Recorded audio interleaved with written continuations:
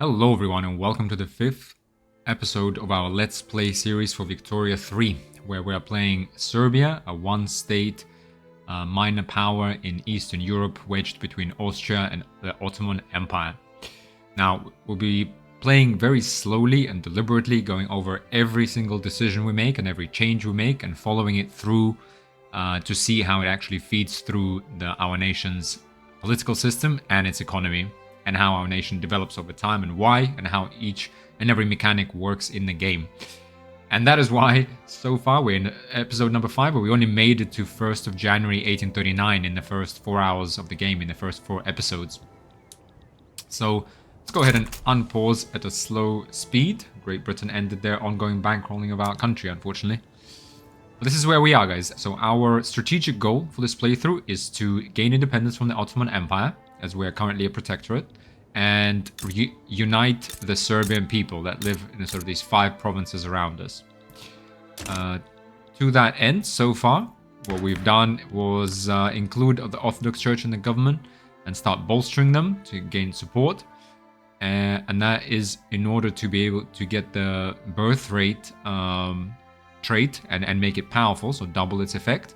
In the laws, we passed charity hospitals. We tried to pass poor laws because we had a movement to do so, and many of our peasants demanded it, but that failed.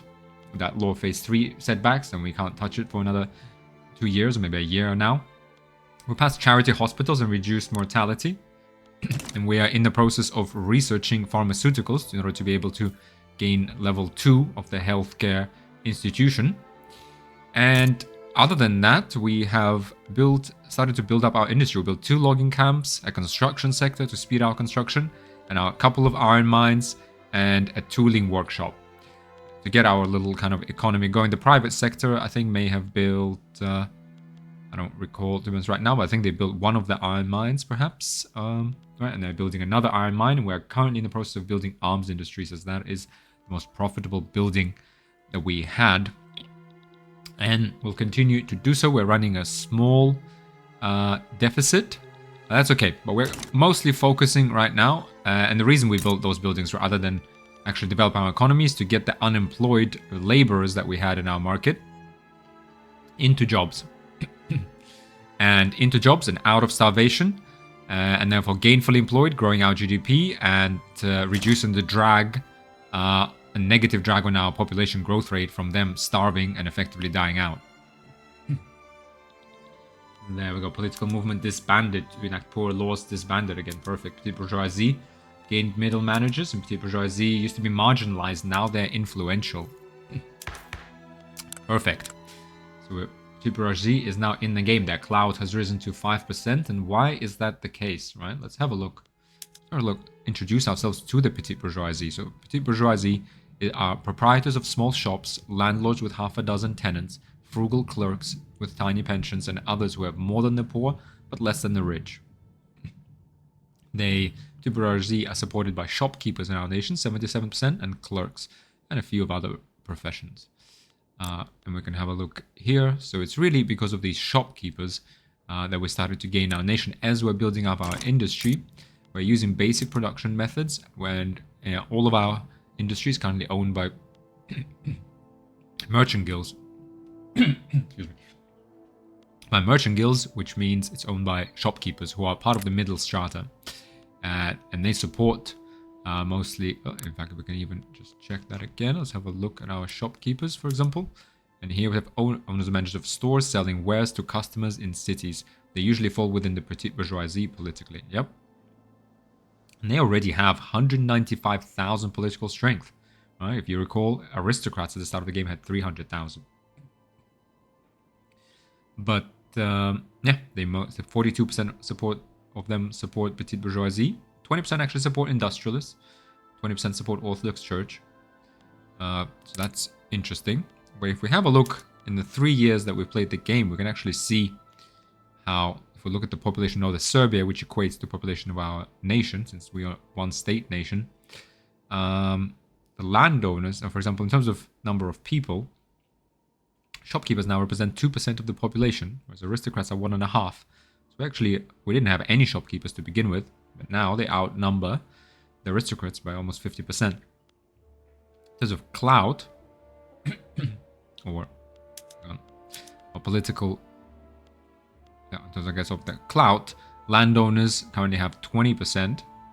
I think this should be political strength, to be honest. But yeah, the Orthodox is second, armed forces, intelligentsia, etc. But actually what I wanted to see... Sorry, what... here, yeah, I think it's in the other tab. So some charts here. If we go to population for the nation here, we can actually see population by number of people and what political strength they hold. Right, so we see aristocrats, 1.5% of our population, 12,000 people roughly, hold 50% of our political strength. Shopkeepers have come out as number 2. So there's still half of aristocrats, but and there's only 2% of them. Peasants, which represents 72% of population, together with laborers, that will be 90%. Where they are, where are they? They are 6% and 3%, so barely 10% of political strength. Rather interesting. And yeah, there's one, guys, mistake that I actually made in my previous episodes, and I kind of went over it repeatedly, but actually the little mistake I made is that, yes, we're trying to grow population at the moment. The reason we're trying to grow population is because we want to gain independence and we want to unite the Serbian people, which are currently under the yoke of the Ottoman Empire, mostly, and a little bit under the Austrian Empire. These empires are not going to give us the provinces back, for free. So we're going to have to fight for them. In order to fight, we need an army. In order to have an army, we need to have soldiers and manpower, and we need to buy goods to equip those soldiers. And we're going to need a lot of it. We also need to do some diplomacy, which we're doing at the moment, right? Now, in order to pay wages, so if we just look at the barracks building, right, we're going to have to pay wages to these soldiers we're going to employ, and we're going to have to buy goods to equip them. We're also going to probably have to raise conscripts, but we're still going to have to buy goods for them, because this will be a national struggle with the Ottoman Empire to reunite us with our fellow brothers. Now, sorry. So in order to do all of that, we need, a budget surplus, right? And that means we need to, so we're going to need to pay for that army, right? And to do that, we need our national revenue to exceed our national expenses, i.e. we need a budget surplus. We're currently running low taxes, and what I said in the previous episodes is the reason we do that is to decrease the poll tax, which puts more money in the pocket of our pops and makes them wealthier, and therefore increases the population growth, which is all true. That is all true. However, actually what I didn't realize, and I thought about it when I went to bed last night, that we start off with, land-based taxation, which means that there is no poll tax. There is a land tax which gets grouped with poll tax in various tooltips, but actually we only have land tax, which is a flat tax on every peasant. So it's only our peasants that pay this tax. That's why, and we actually saw that, and that's what confused me and made me think about this a bit more after I recorded the previous episode. When we go here, you'll see no one else is paying poll tax, right? Whereas normally, because this poll tax is only a land tax and it's only on the peasants. Actually, our laborers, for example, wherever they are, we can see in the economy, they weekly pop expenses.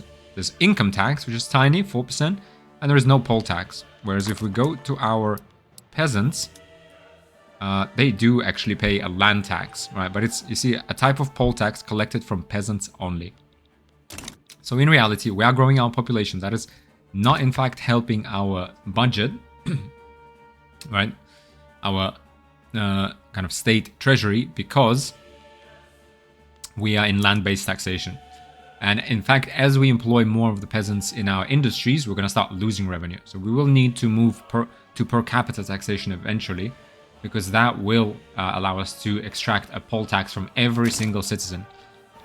But again, that is okay, because we are growing our population now, and we're still, we're doing fine with our budget.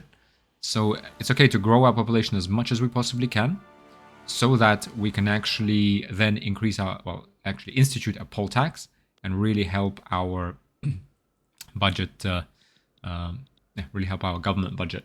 But for now, our main focus is to grow our population by any means necessary. And to that end, we're building an industry, which means we're employing the unemployed and employing the peasants, hopefully. We're also upskilling people, so some laborers have already become shopkeepers, and that all of that serves to increase the standard of living. Standard of living actually decreases the birth rate, as I already said many times. It decreases mortality, however, as well, but it decreases mortality by much more than birth rate, so the differential increases. And so raising standard of living increases birth rate, increases population growth rate for each pop. We're also not really doing much with literacy, because literacy also dampens population growth. And so we're actually not instituting religious schools for that reason. We're not even passing a decree because there is a decree you can pass for promote social mobility, and that increases education access. We're actually okay with 10%. We don't need all the jobs we're building, all the new buildings we're building, right? Like the arms industry, for example. They employ laborers, shopkeepers, and machinists, right? Laborers, anyone can become a laborer, right? It doesn't matter. Shopkeepers, so only pops with some wealth can become shopkeepers.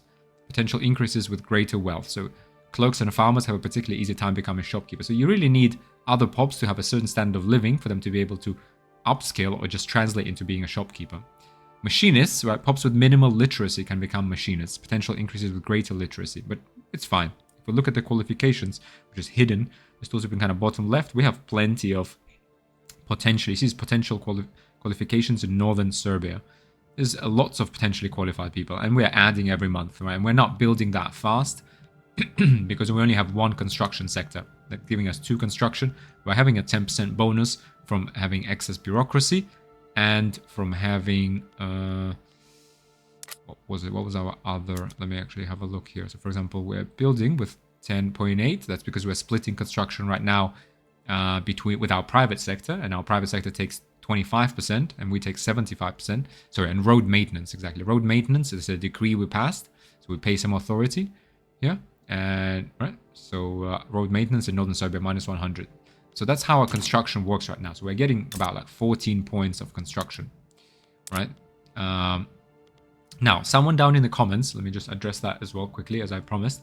Someone down in the comments actually told me that, oh, look, you can change to iron frame buildings and create demand for your iron. And I agree, that is a good idea, like that can be done. However, the reason why I don't do it, and I don't recommend doing it, for example, for minor nations, in fact, in quite a few cases, especially in early game, because yes, we can just click a button, right? It will give us an extra 3 additional construction with 20% bonus, or actually 3.6 or so, right? It will make us construct our building faster. That is good. It will create demand, right, for tools. A little less actually demand for fabric. That's okay. A little less demand for wood, but that's okay. Many other buildings will use this, so we can actually do with a slightly lower price for those, and we'll create a lot of demand for our iron mines, right? Helping, in theory, our iron mines become profitable. But first of all, what that does, it will increase this probably to something like 4,500, 5,000. It will almost double this weekly balance, and we cannot afford it. As a small nation, you don't want to go into debt. I don't think it's a good idea, because the interest rate you're charged is exorbitant, right? And if we go to our kind of empire screen, go to modifiers, we can actually find this. Again, this is one of those numbers that's not kind of readily available. Actually, you know what? It is readily available, except I rarely go to the screen. So if we go to budget and we go assets, we'll have here loans. So our interest rate is 20%. Right, 20%. So if the logic would tell you, okay, it's okay to go into debt a little bit if you're building something really useful, like for example, arms industries, which will be a profitable building that will employ laborers and machinists, like we just saw, and shopkeepers. However, if you go into deficit to build it, then not only are you going to pay, for example, let's say 4,000 in construction materials for quite a long time, right? Like it takes us almost a year right now to build these buildings. For example, if I click on it, right, for 39 weeks, probably took us here like 50, 60 weeks to build this. For 60 weeks, we'll be running minus negative 4,500, which if we had, keep clicking on the wrong thing.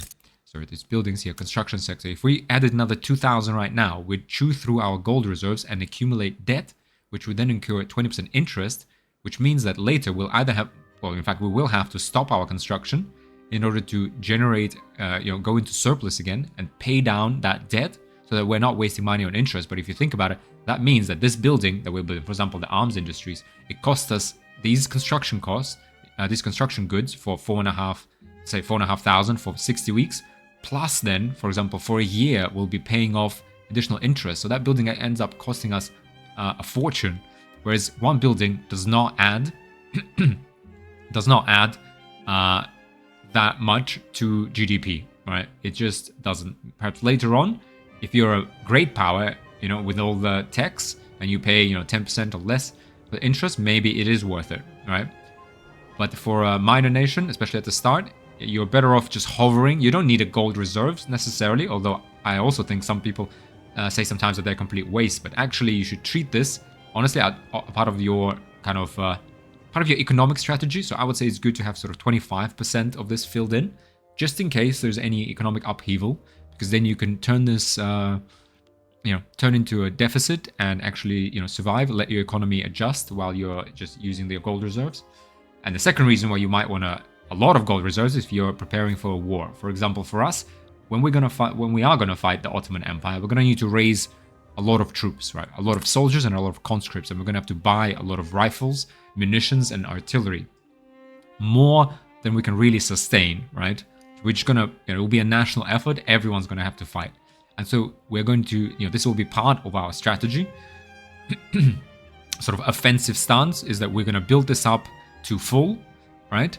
And spend that over the course of the war and hopefully not run into debt, right? So that is a strategy. And the way also, while we're on the subject, why don't we talk about gold reserves and where do they actually come from, as to how much can you it's both how much can you save up in your gold reserves and how much can you actually borrow, right?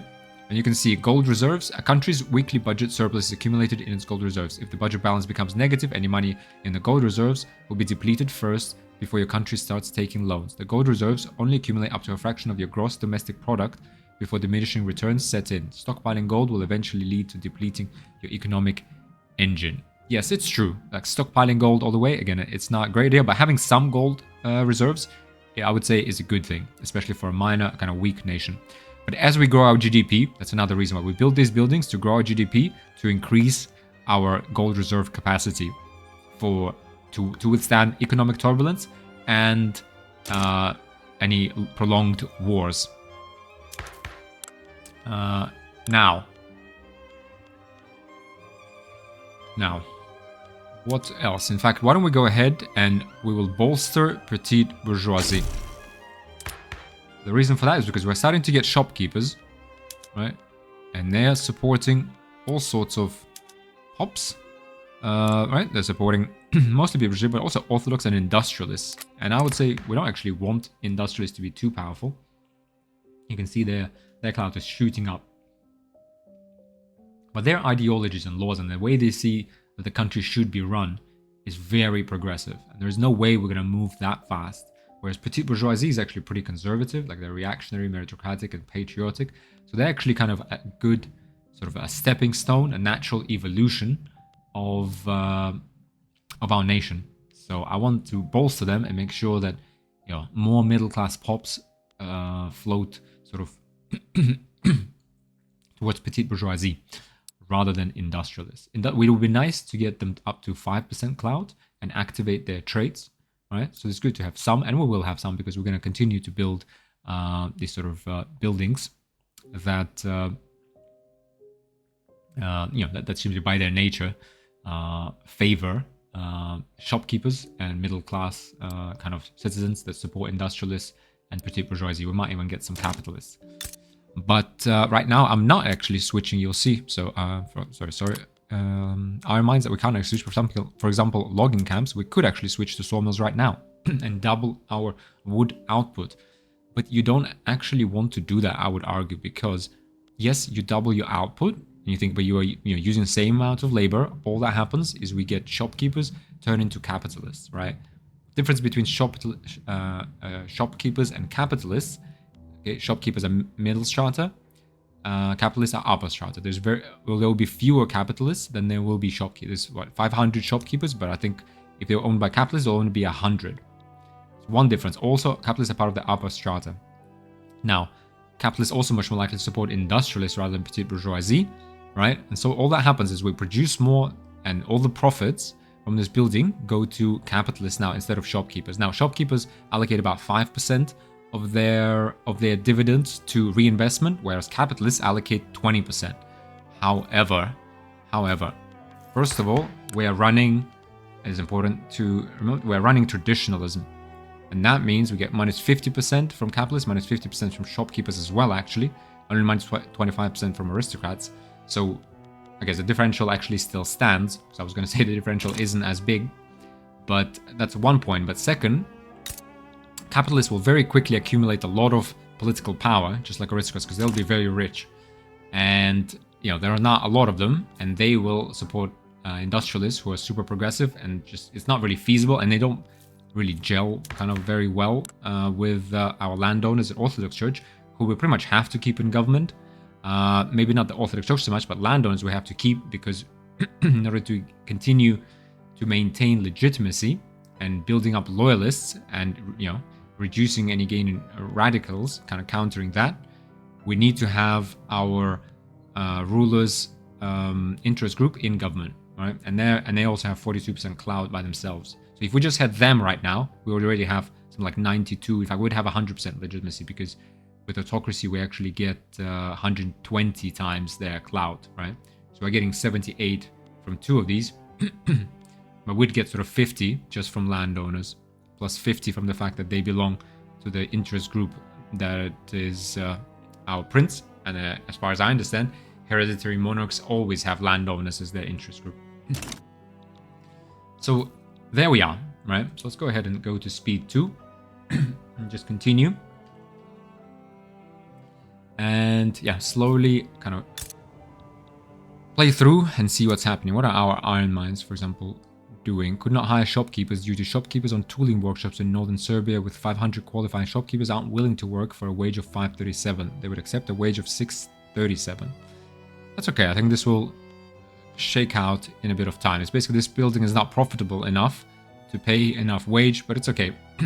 That means we don't even need, and the prices are reasonable, so we don't need it to produce more iron. In fact, we're kind of overproducing it, if anything.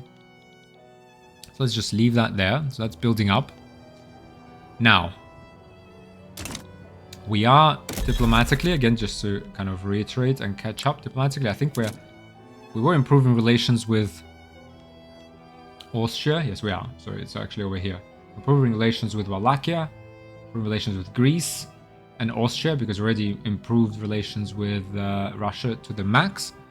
We can actually go ahead and improve relations with Egypt as well. Why not, since we have that influence, right?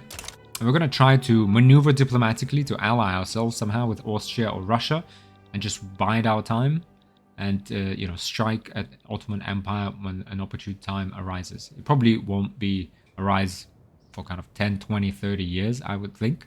Maybe even 40 or 50, to be honest. So right now, we're focusing on building up our economy, just positioning ourselves diplomatically. And as we build up our economy, we're focusing on growing our population as much as possible. And also starting to increase their standard of living, building up a domestic arms industry, so that we are ready to take on the Ottomans when the time comes, or as ready as we can. It's not going to be easy in any case. Now, what can we do, right? So we have the buildings building, the economy is developing. We've talked about budget, surplus, and taxes, so I've explained that. Right, so from the start, I guess we almost doubled our GDP. We started with, 280,000? I guess, yeah. So we're on our way to double our GDP. And it's only been 3 years. Literacy has gone up by 1 percentage point. I think we're fine with that. Standard of living for our lower strata is actually not great still. But hopefully it will get better soon as we build up these new industries that provide them better employment and better wage and therefore increase their standard of living. In terms of radicals, we have 21,000 from decrease of standard of living and 2,900 from unfulfilled political movements. These enact tenant farmers. Okay, a new movement, okay, giving us 35 individuals to become radicals. I think most of these radicals actually came from the past poor laws movement, which disbanded. Sure, but ultimately we have many more loyalists in our nation, right? And these loyalists are what's making our interest groups activate their positive traits, right? Because they're spreading all over, and all interest groups pretty much are quite happy with us. Armed forces is not happy because we don't have a lot of soldiers, I guess, and they oppose some of the policies that that we have enacted. Intelligentsia is likewise unhappy with us because, yeah, I mean, obviously we're not a very liberal society, but who cares, right? When it steps in prestige, so it's not great. Over time, I think they'll get a bit happier. So we just need to keep creating loyalists, which means raising standard of living, right, of all pops. And oh, there we go. Petite bourgeoisie actually, hang on, petite bourgeoisie actually became marginalized again. That's okay. We'll keep bolstering them, right? So that's okay. We do want our petite bourgeoisie to grow slowly. But let's have a look, for example, okay, enact tenant farmers. That's what they want us to do. We have 14% success chance, right? Who supports this? Intelligentsia endorses petite bourgeoisie, industrialists. Yeah, but those guys, none of those guys actually have any clout, so they're not going to make it to government. And people who oppose this, the landowners. So, and the landowners are the dominant force. So there's no way we're passing tenants. Although, let's have a look. What does serfdom actually give us? It gives us plus 50% landowners' political strength. So that's it. Unlocks multiple production methods. And this is really who owns the agricultural buildings, right? If we move to tenant farmers, that would reduce landowner power by 25%, which is nice. It's kind of a stepping stone. So we could do this now. But we don't have to. Our nation is doing just fine. GDP is growing, standard of living is increasing, population is growing, right? Is there anything else we can do for the population? Let's think about it that way. No, we have the health system enacted. All of our unemployed pops are now employed. That's good. So now we need to move peasants into industry and raise their standard of living, really. And here we are. So we have arms industries, hopefully, building up, and more iron mines. That's fine.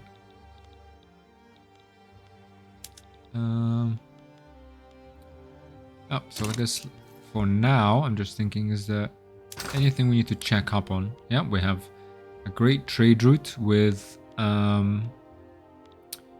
the Austrian market. We're 110 wine. A massive wine trade route, which is increasing price of wine in our market, but it's still super cheap because no one's really drinking wine in northern Serbia or the Ottoman Empire, given most of these are Sunni, right? Click on Sunni religion, and in fact, let's find the tooltip somewhere.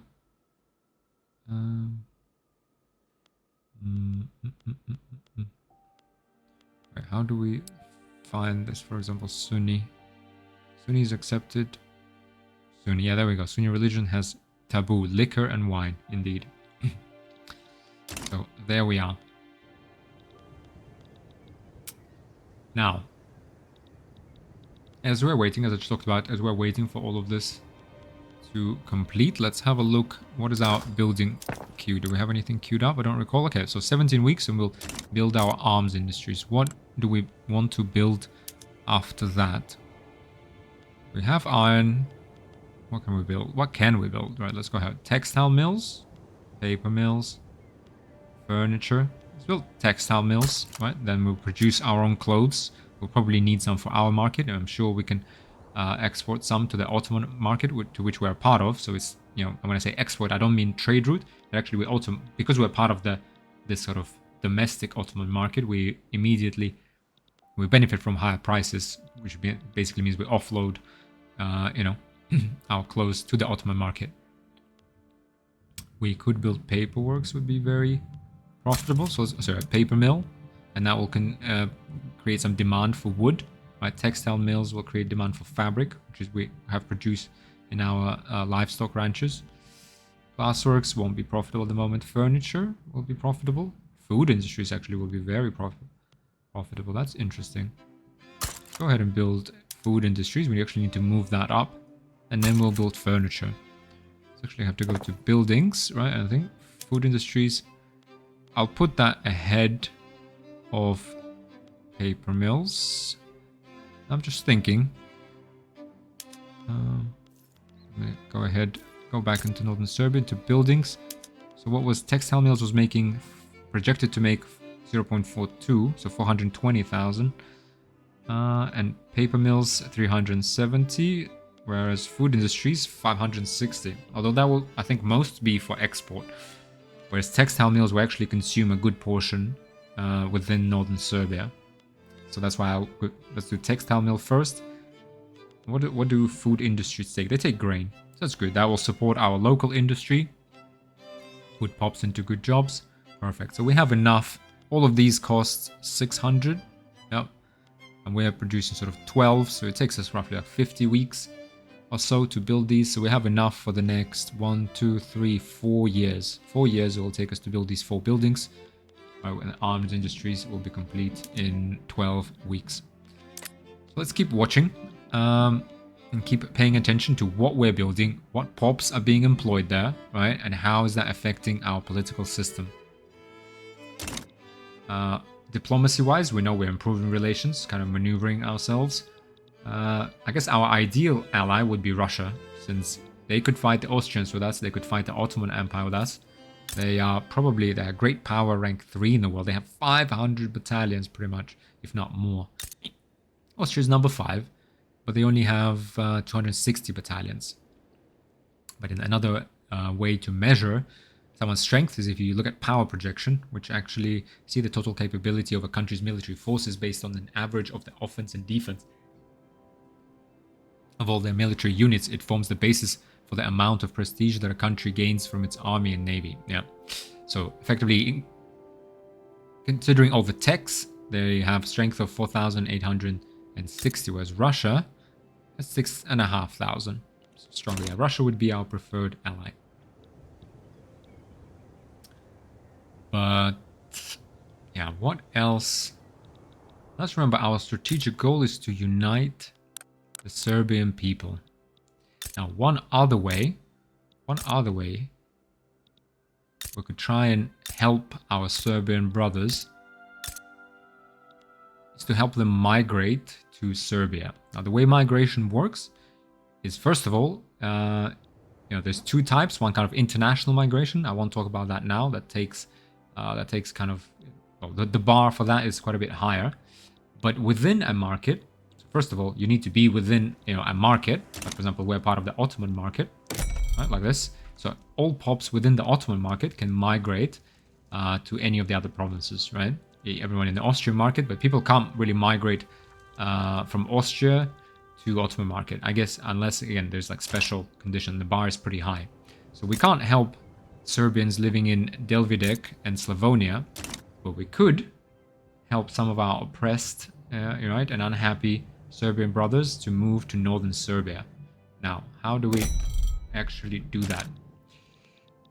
The way to do that is to have a look here. If we look at northern Serbia population, there is migration. There's migration attraction. We actually have a migration attraction of high, and that is because compared to our average standard of living, right, is 7.6, right? We have a good trade center that gives us 25%. 25% on top of our standard of living, so that gives us 9.5 attraction, compared to the average 7.1 in the Ottoman market. We can also pass a decree called a Greener Grass Campaign that will give us plus 50% migration attraction. If I'm mistaken, also intelligentsia, if they actually were loyal to us, they would give us 25% further migration attraction.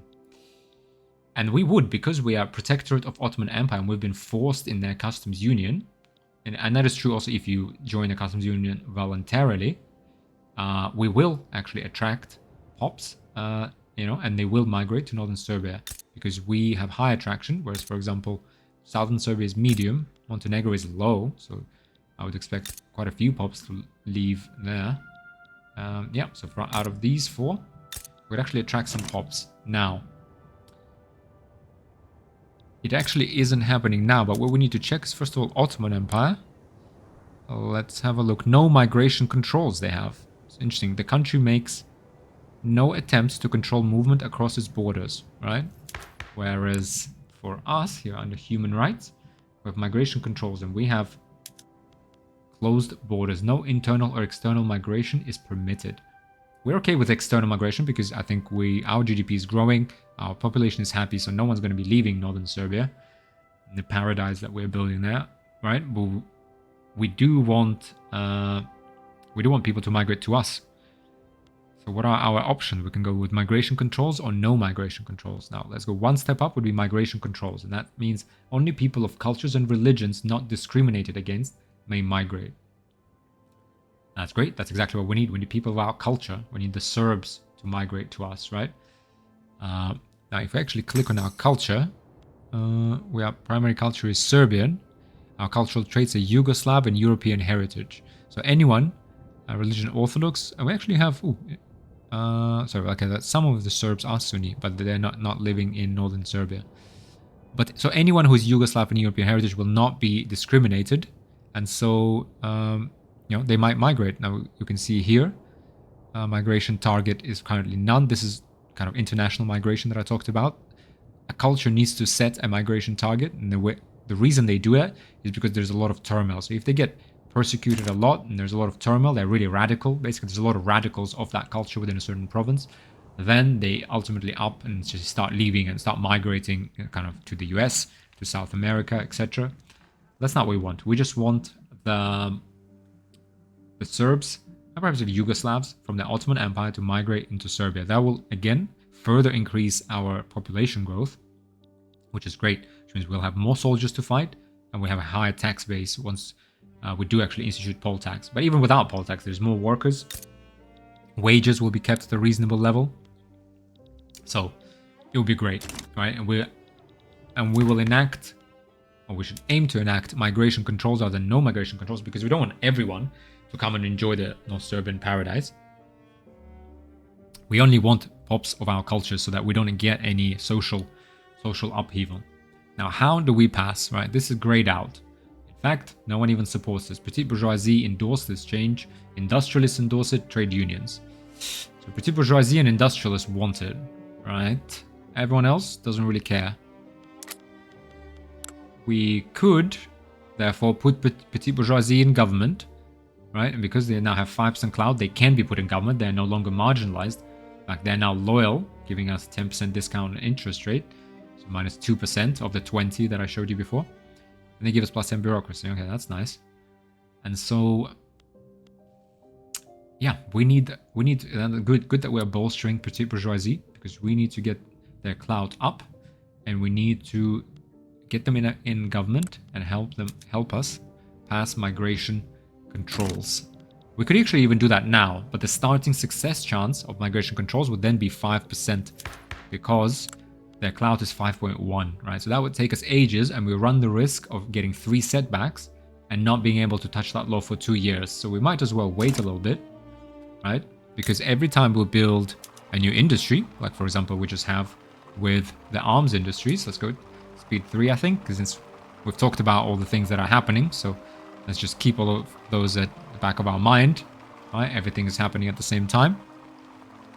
But we're now starting to employ, right? We built a new building, right? Laborers hired, 100 machinists, shopkeepers.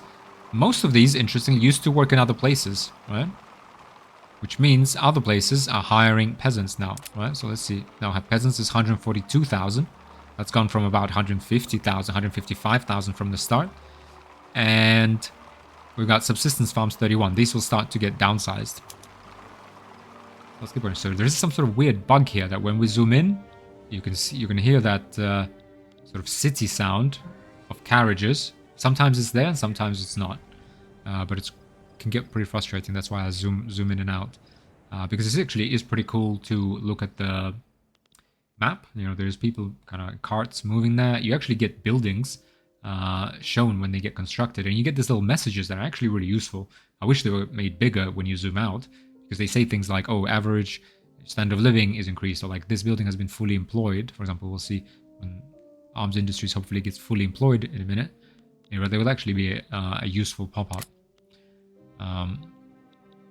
But here we are, right? So we're building, arms industries, perfect. The first foundation stone of our arms industries, and therefore our bid to gain independence, and unite the Serbian people. Now, we have created here 500 shopkeepers, right? Newly minted shopkeepers. And we can have a look at them. And who do they already support? They support petite bourgeoisie, 40% of them. 25% support the industrialists, 20% the Orthodox Church. Right? These are owners and managers of stores selling wares to customers in cities.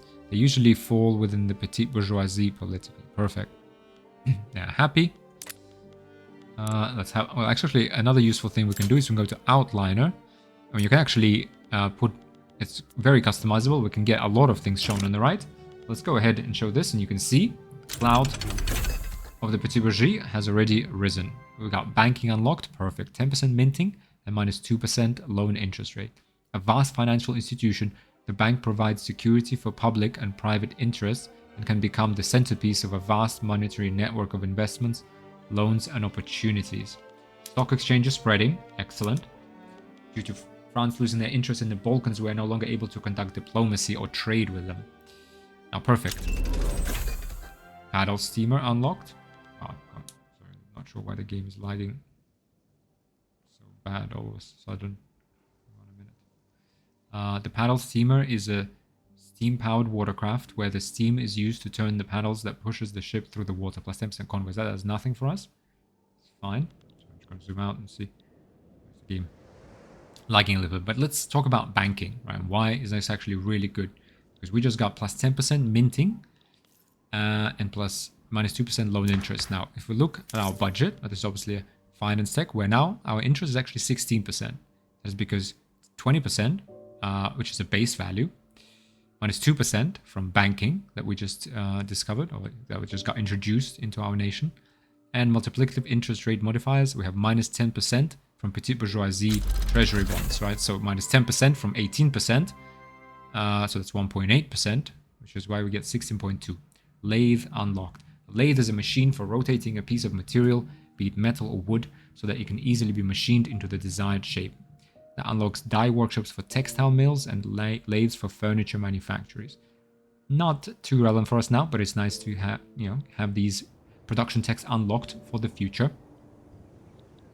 Now, this is the 2% interest, so they actually decreased our interest rate by 4, with petite bourgeoisie being happy with us and approving, right? The reason they're approving. We can have a look, as I mentioned before. So approval based on whether we have enacted the laws that they accept, and i.e. whether the countries run in the way they think they should be run, is capped between -5 and +5. And right now, from active laws, we're actually getting 0 approval. Why? We're getting 1 approval from their trade leader, Cautious, but 95 of political strength in this interest group is loyalist. Right, that is why we get so much approval. It's purely on the fact that we have a lot of loyalists among petite bourgeoisie. Now, we actually have these radicals keep growing. Now we have 16,000, of which 14,000 are peasants. Why are these peasants growing radicals? Because they want tenant farmers, right? Yeah. Well, don't think it's time. So, and again, doesn't really matter. Because, right, supporting pops, it's mostly peasants that are politically unaligned. So they don't actually they're not affecting the happiness of the interest groups. Knowledge of mechanical tools is spreading. Excellent. These are all good things. Now, minting, right? What did banking say? They also gave us minting plus 10%. Minting, I already went over it a little bit, but it's worth repeating. It's worth repeating because, again, it's important for our strategy. Now, we're minting 1.15k. It goes into our national revenue. This is 500 base plus 500 from gross domestic product. So as we build buildings that are productive, right? Like so, where they're profitable, there's a green number here.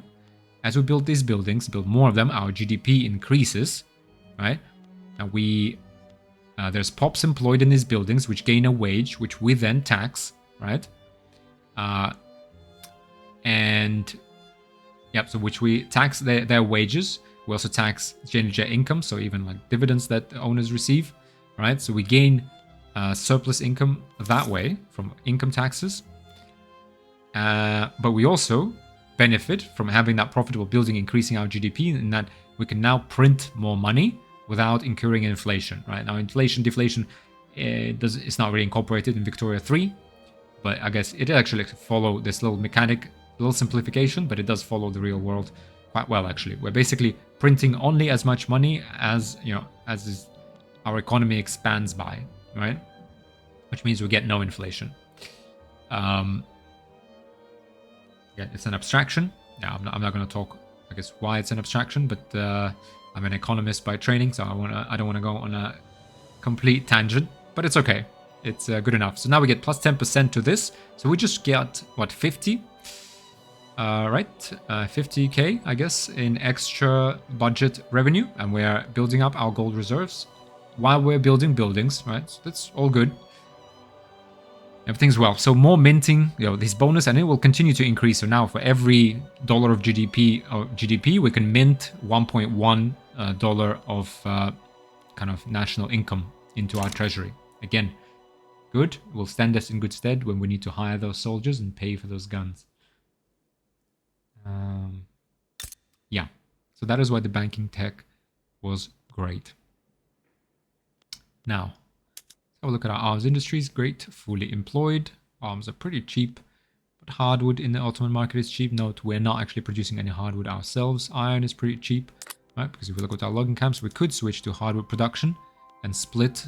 Instead of producing 60 wood, we'd produce 30 wood and 20 hardwood, but we don't actually need to, right? We can see if we switch this, actually the substitution, so the profitability of this building would actually go to minus 1,000, right? Why is that? Because hardwood is cheap. It's already produced somewhere in the Ottoman market, and we're effectively importing it by being part of the Ottoman market, and therefore we ourselves are better off concentrating on wood, right? And producing. We produce 75, 60 in our logging camps, 15 in subsistence. Our own consumption, we consume 75 locally, so that's great. So we get that kind of we use local price for both of these. And even in tooling workshops, we consume 26.9 more. So that is fine. Our wood is actually relatively expensive locally. So we'll see. Maybe we even build one more logging camp. But regardless, let's go to speed 3. Tooling workshops are now not fully employed. Well, it doesn't really matter. It's just a little smidge. Okay, we need something like a few more laborers. 500 more laborers. Yeah, we just need not even 100, just 20 more laborers. So this is, well, it's interesting though to see perhaps, okay, why I think some of the laborers left to another building. So is it just economy adjusting itself? Now, iron mines. So you could not hire shopkeepers due to aristocrats on subsistence farms in northern Serbia with 1.7 thousand qualifying shopkeepers. So that means we do have qualifications, although shopkeepers don't require literacy for qualifications, but only wealth. Aren't willing to work for a wage of 537. They would accept a wage of 8. Wow. Doing pretty well in those subsistence farms. But again, it's fine. The reason we're not paying high enough wage here, we're offering a low wage, so we don't need to produce too much iron. There is not enough demand. The price is already negative, below base price. So this is fine. It's all right. This is all fine.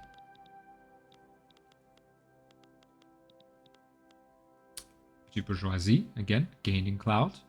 We can see here, again, woof. As soon as we start employing that arms industries, right, about like, right, again, we've got arms industries, workforce, these shopkeepers, 500 shopkeepers that work in the arms industries. We can see 40% of them support petite bourgeoisie. That is why as soon as we build that building, that's going to happen again when we finish food industries, right? That will have shopkeepers. Again, petite bourgeoisie will increase. So now, if we bring them into government and start passing the migration laws, we'll begin our law with a 9.3% success chance. So let's go ahead and build a few of them. We're going to lose a few years, but it's good to start with, I'd say at least 15%. Would be nice. Genset continues to be unhappy with that. So we need to continue to raise standards of living to create loyalists that just spread among all interest groups and activate various traits, or at least remove the... oh, okay, so it fell a little bit. -2% strength from leader, trait cautious. Interesting.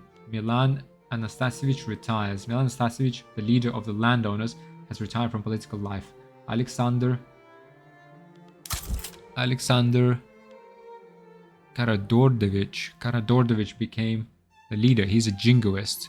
That's because he used to be a general. So what happens is when we have an army and we have generals, each general has a affiliation with an interest group.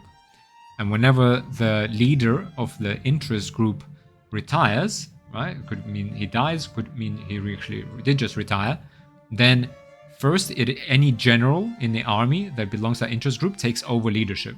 If there is no general, for example, if the leader of the Orthodox Church now retired, they would be replaced by a random character. The game would just generate a new character. But the landowners are currently in charge of the army as well.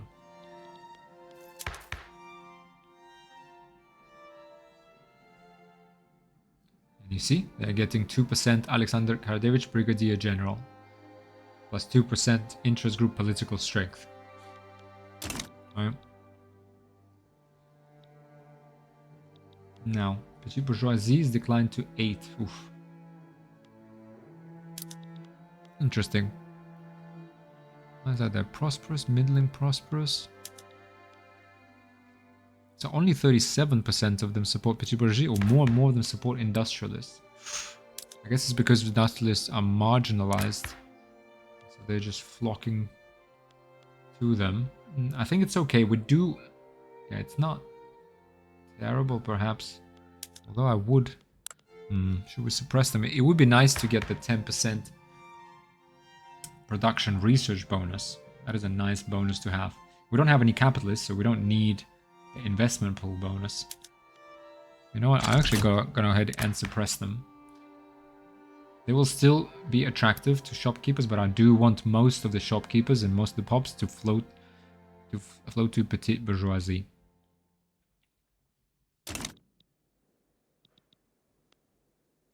Great Britain no longer bankrolling us. It's okay. So we're still in a surplus, right? Because we have increased GDP, we increased minting, right? Our population is growing, which means, you know, and they're gainfully employed, so we're taxing, getting more income tax. Poll tax, again, I confused that from previous episodes. So we're only getting poll tax on peasants, which is actually currently declining, as you can see. It's actually declining. Why is that? It's because we've now employed all the unemployed, right? So we're now employing people who are born and are new, and the peasants are migrating from subsistence farms in the countryside and migrating to cities and getting good jobs. Oh, there you go. What was expanded? It was the iron mines. So let's have a... so was it the iron mines? What did they just build? Vineyards. Okay, they already expanded iron mines. Now they... Okay. The private sector can sometimes be a little bit odd. But okay, they expanded vineyards. Fine. You do you. Food industries is about to be built. Let's see what that does for us. Excellent. There you go. See the buildings built. That's what I meant by these little pop-ups. They're actually pretty cool, I think. So let's watch what happens here. Yeah, I was going to speed up to 4, but now I think no. Actually, let's restrain ourselves from speeding up, because things start happening that I sort of stop noticing, and then it's too late to explain. But you see, literacy is slowly ticking up. Why is that? It's because we're creating some jobs, like the clergy, for example. I think that they have a base literacy that's pretty high. So for clergy, it's 50%. I think machinists, for example, 20%, I believe. And there was generally, you know, the education access was a little bit higher, and people are migrating to POPs. I think that's actually also a reason. People are simply upskilling to POPs that have a higher standard of living, right? And the education. Actually, let's talk about literacy for a second. That's where we watch this. So how does literacy work, and what does it actually do for us, right? So first of all, how is literacy determined? We don't have any schools, right? What we do have, if we click on any of our POPs, I don't actually recall now if we discussed this at the start, but if we did, it would only be kind of a cursory note. But let's have a look. Peasants, right? That is our subsistence farms in Serbia. Even there, in their literacy is 11.4%. Why is it 11.4%? So about 60,000 of them are literate, right? Now, they have education access of 9%. So that means their literacy rate will trend towards 9%. So you see currently it's actually going down, which is odd. I think this might be because some pops have been downgraded into peasants, back into peasants. Interesting. But education access is 9%. Why is it 9%? Because it's 3% from per wealth from base value, and base value is half a percentage point per wealth. I'll show you in a second where to find that. So it's 0.5% per wealth. They have 6 wealth, so times 0.5, that's obviously 3%, right? And we started the game with the rationalism tech unlocked, right? And that gives us you see here, 0.5% per wealth education access, right? Wealth based. Plus 1 max education institution. Rationalism is the philosophical doctrine that knowledge is acquired by reason without resort to experience. However, also a tech we had unlocked when we started the game called academia. Institutions of higher education don't just improve individual minds, but bring the nation's best and brightest together, where they can create extraordinary things. And that gives a modifier 0.5% per wealth education access. So altogether, base plus these 2 techs, and we'll unlock more techs of course, give us access of 9% because of this pop's standard of living. So standard of living in general also increases literacy, right? For example, let's go on a second. Look at our laborers, right? A big pop of laborers popped in iron mines in northern Serbia. There's 54,000 of them. Their literacy is actually 1.3%, right? Why? Because I don't know, because they must have just been employed, or whatever. They started the game with nothing. Their education access, however, is 12%, because it's 0.5 times 8, right? So it's 444, and that equates to 12. So the literacy rate will slowly, now education access is 12%, right? But literacy is 1.4. You see that arrow up? It will slowly, over time, reach 12%. So they kind of, basically, these 50,000 people have access to education. They are learning. They're sending their kids to school, etc. Maybe learning themselves slowly. And over time, their literacy, it's only about 10% of them, but it will go up to about 10%. So right now, only 747 of them can read and write. But over time, it will be 12%. All right, so that's literacy. So what does literacy actually do? And is it necessarily a good thing now?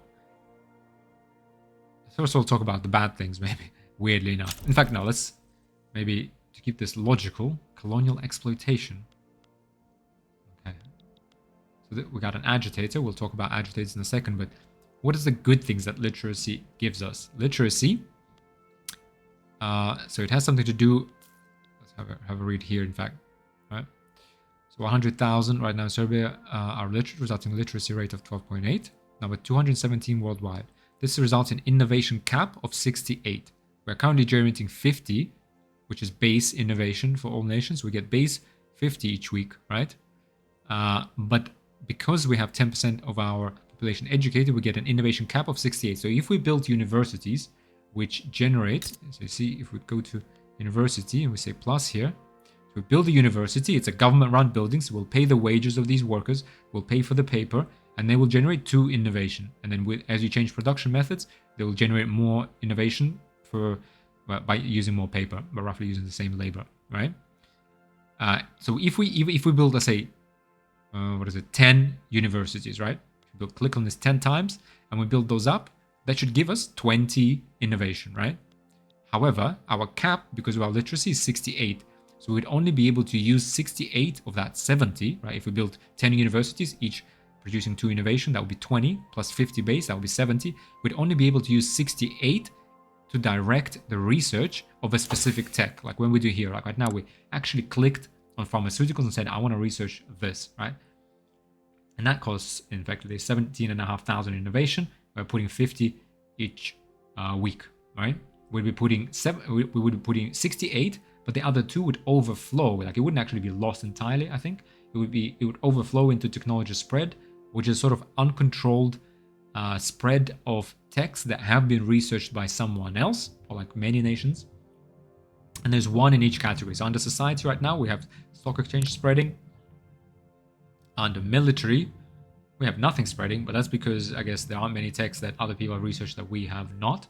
We got nothing spreading. And here we have mechanical tools spreading under production, but we can have 1 in each category. Interestingly, that in military we have nothing spreading. So that is the good thing about literacy. It increases your innovation cap, but we need to build universities. So for now, for us, for the moment, even if we actually spend time and build a university, we can't really afford to run it. We can't afford to buy that paper and pay those academics, clergymen, laborers out of our pocket for 2 innovation, right? And on a base of 50, so that's what, like a 2% increase, right? 4%, yeah, 4%.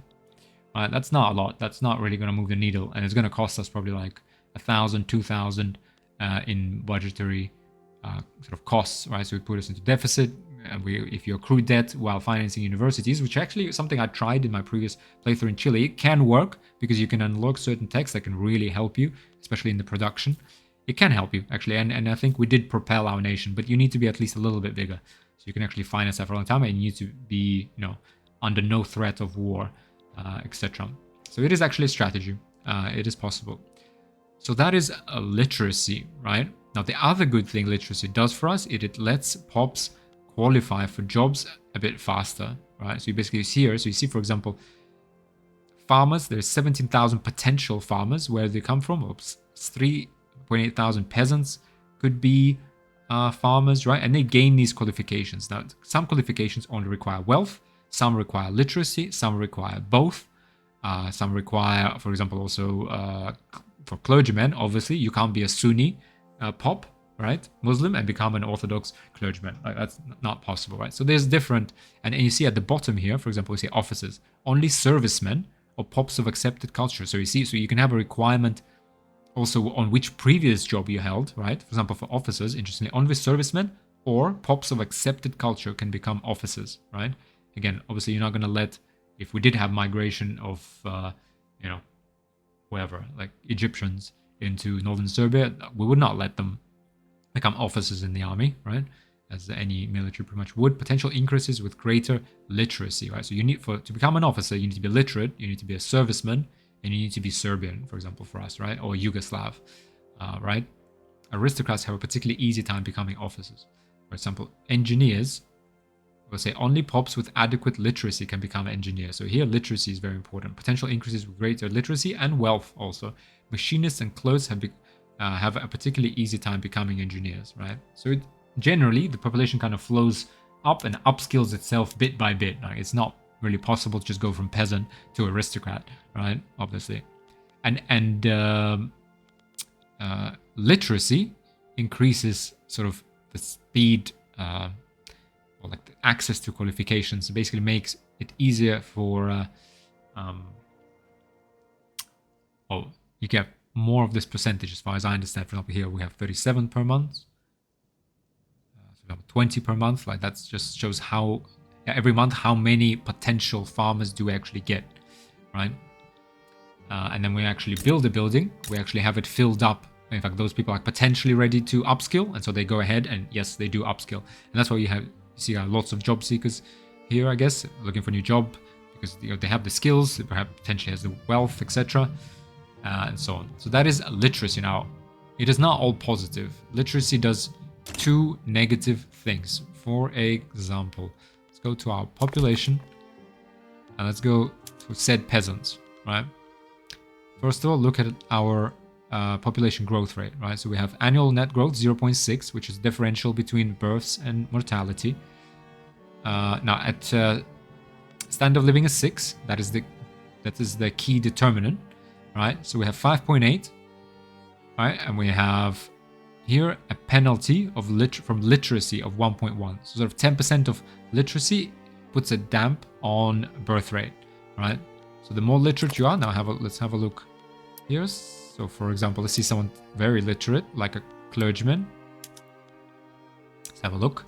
Right, their net growth is still higher, 1.9%, right? Even though their standard of living, you can see, is 20, secure. Their birth rate is way lower, 2.9 as opposed to 5.8, right? Something. But deaths are much lower. And that's what I talked about, that both birth rate and death rate decline with standard of living. But the differential increases because mortality declines at a faster rate. However, literacy, for example, you see here it's 100% literacy for these clergymen, right? For this pop of clergymen, pops on subsistence farms in northern Serbia, all of them are literate, unsurprisingly, because when you become a clergyman, you already have literacy at 50%, or it tends to 50%. And then we have on top of that whatever access they have. So they have sort of multipliers to base literacy themselves. So that puts 10% or more like 1% dampener on their birth rate. Because if we take someone less literate, but let's say secure 20, let's find someone else. Shopkeepers that are also secure. Let's have a look. Around 20. Let me find someone. Ooh, these shopkeepers are impoverished. I guess they got fired recently. But let's even say these guys.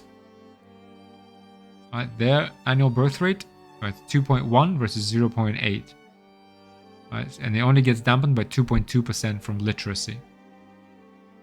So that's 1.3 then differential, right? Let's say in clergymen. Actually 1.9, that's interesting. Why is their annual mortality 0.9? So 2.9, 0.9. Let's have a look. Shopkeepers.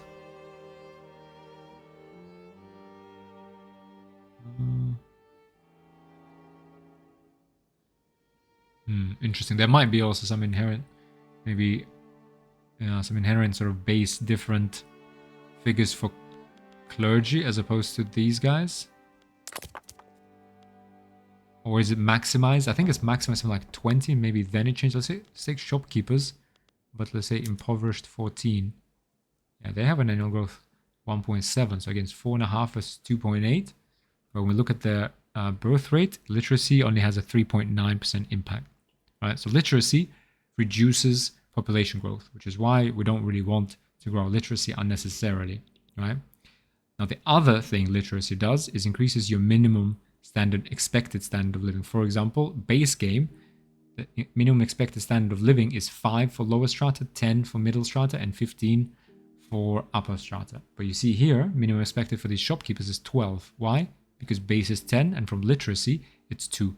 And 2 is, so it's, it says here, basically you get 1 for every 20% of literacy, but the way it's expressed here, you get plus 5 base, right? So you sort of like, so you would have plus 5, except it then gets multiplied by your literacy. So literacy is only 40%, so you only get 2 of that actually plays into effect. But at 100% literacy, the minimum expected here will be 15. As we can see, for example, with the clergy, click on the clergy, minimum expected. Interesting. Okay, 11. Why is that? Oh, because they're employed on subsistence farms. Yeah, sorry, this is a slightly caveat. So subsistence farms, again, it's a special type building, and there's a lot of modifiers there that are on top of everything. And you see here, multiplied by 0.25, employment on subsistence farms. Well, let's go ahead and look at secure. There you go. 20 standard of living. Clergy, just employed in wheat farms, not subsistence farms. All right, let's have a look. There we are. Plus 10 base, so they start from 10. And from literacy again, plus 5. Why plus 5? Because everyone gets plus 5 except a modified 1 times due to literacy. And I think later in the game, as you unlock the text, that actually increases to 10.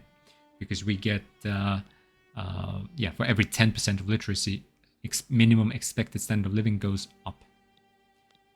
Right? And that means like if you fall below your standard of living like that, because if you start expecting more from life than the country is able to give you because you've been educated and you really start to understand the way the world works, right, that's going to radicalize you, right? If you're living below, if your current standard of living is below your minimum expected, that is a sure way to annoy people and make them more radical and start to demand changes. Now, rural folk, rule is happy, intelligentsia, social criticism. Okay. Okay, we do have petite bourgeoisie, which we want to kind of pass those migration laws as soon as possible so we can start helping our Serbian brothers. Okay, now again, we have more shopkeepers. Let's see if... Yep, that is increasing. Yep, there we go. Textile mills built. Okay, there's now paper mills being built. Because paper is expensive. You see, you get paper is expensive in the Ottoman market, so we're going to build 2 paper mills now at the same time. See if that helps us. I really want to get this to at least about 10% so we could start enacting the migration law.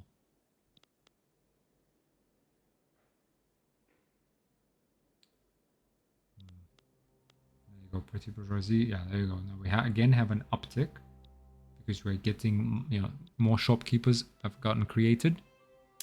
Whether it's from food industry, some textile mills that we just built. Oof, they're actually negative. Goes into negative balance. That means they're probably gonna have to fire some people. That is not good, but such is life. We do have 12,000 radical peasants. Why are they radical? Let's try to find out. Peasants, 12,000 are radicals. Unclear. Yeah, unclear, but I guess. Okay, tenant farmers has disbanded. Yeah, that must have been from that. Enact colonial exploitation. Really? Okay, we get 12. We don't need colonial exploitation. We got nothing to colonize. This is going to generate some radicals, but it's only 12, so it doesn't really matter. But there we are. We are budget surplus, building up our gold reserves slightly, and I'm sure we'll have an opportunity to spend them. So that's fine. GDP is going up, right? So we've now definitely more than doubled our GDP. We 2.5x our GDP per capita, so that's good. Standard of living is slowly ticking up, even for the strata. I think we started with 5.6, so they were barely getting by, just about struggling, but they're getting to 6.6, and that should drive their population growth. Okay, 0.76, that's pretty good. So that's fine.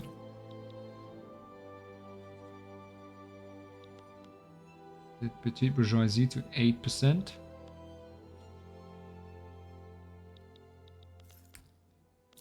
Would really like to get this to at least more than 10%. The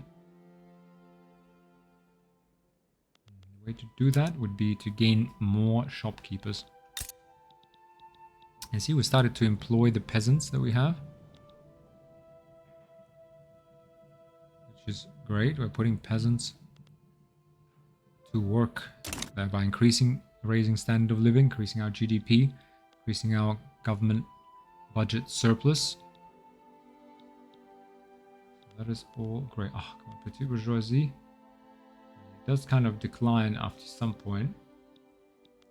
Okay, we also want to keep our Orthodox Church. Actually, well, we're already bolstering it, so there's not much we can do, but maybe it is because we're bolstering other interest groups that they're floating away from. Actually, yeah, they're still floating to industrialists. Quite a bit. Okay, can we get this to 10% perhaps? 28 weeks. This isn't, yeah, 28 weeks. Let's see. And then we're building furniture manufactories. Now, what do we build afterwards? Let's have a think. What other industry things we can build? Papers we won't need. Glassworks doesn't look like it's going to be profitable. Artillery foundry we could build. Alright. We could build that. That seems to be like it's going to be profitable, and we can build up a few artillery regiments ourselves just to give it a little bit more demand. Do we need more iron? No. Do we need more logging camps? Could actually do with one. Could actually do with one. Because we are going to start using more in tools and furniture. So we actually... Right. So after paper mills, build furniture, then we build... Because furniture and paper mills both use wood. So let's go ahead and build a logging camp. So that it's not too expensive. In fact, let's go ahead and build one after these paper mills. Because we're building 2 paper mills straight away. Oh, hang on, let's pause. Pharmaceuticals finally unlocked. The discovery of pharmaceuticals allows for medicine to jump ahead, as they can be prescribed for all types of ailments. Perfect. So +1 max health institution investment. Let's go ahead now to our institutions and increase health systems investment level to level 2. That will give Orthodox Church +20% political strength. It will plus another half point. Well, it will give plus an additional 10. So we're already at level 1, so we have 10% strength. We'll go to 20. We have half a point of standard of living for the lower strata, so an additional half a point here. and we'll have an additional -3% mortality. So excellent all around. We'll have lower mortality, high standard of living for the lower strata, which is the most populous strata, which will drive the growth rate up further, so birth rate up, and then mortality even lower, right? On top of just hospitals reducing mortality across the board. That will hopefully help us push our population growth rate to about 1%, which is excellent. So that means it will double about in every 70 years or so. Now, we have unlocked that. It will take 50 weeks for this to ramp up. Now, we're actually well past the hour again, so I'm going to pause here and make a cut. I hope you guys enjoyed another episode. I hope you're learning something. And yeah, sorry, I haven't played since yesterday, so I'm getting back into it as well. But yeah, I hope to see you in the next episode where we'll actually discuss what we're going to pick for the next research, what will be the most beneficial. And yeah, we're going to try to get our petite bourgeoisie and open ourselves up to migration and try to help our Serbian brothers that are being persecuted under the yoke of the Ottoman Empire. But again, hope you enjoyed it, and thank you very much for watching. I'll see you in the next episode. Bye.